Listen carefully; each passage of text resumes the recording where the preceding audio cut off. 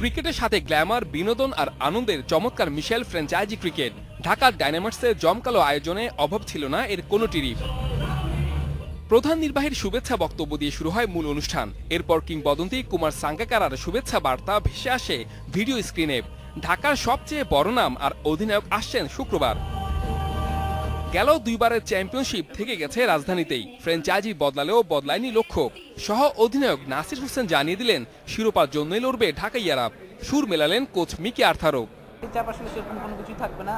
আর খেলাধুলার মধ্যে তো চাপ থাকে, এটা স্বাভাবিক। আর হচ্ছে ভালো লাগতেছে, ঢাকা দুবার পর চ্যাম্পিয়ন হচ্ছে। চেষ্টা করবো এবারকার ইনশাল্লাহ আমরা সবাই মিলে যে এবারকার জানি চ্যাম্পিয়ন যাবো।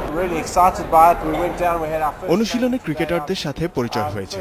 এ দলে অনেক প্রতিভাবান ক্রিকেটার আছে যাদের দিয়ে ভালো কিছু সম্ভব।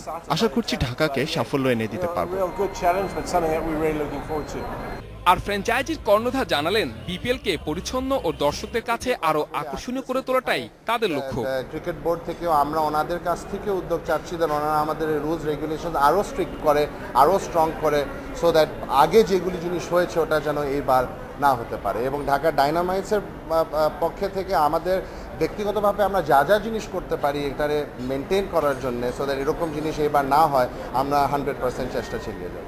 মঙ্গলবার হালকা অনুশীলন করেছে ঢাকা ডায়নামাইটস। বুধবার পুরোদমে দেশীয় ক্রিকেটারদের সাথে অনুশীলনে নামবে তারা। Saiful Majumdar, independent news.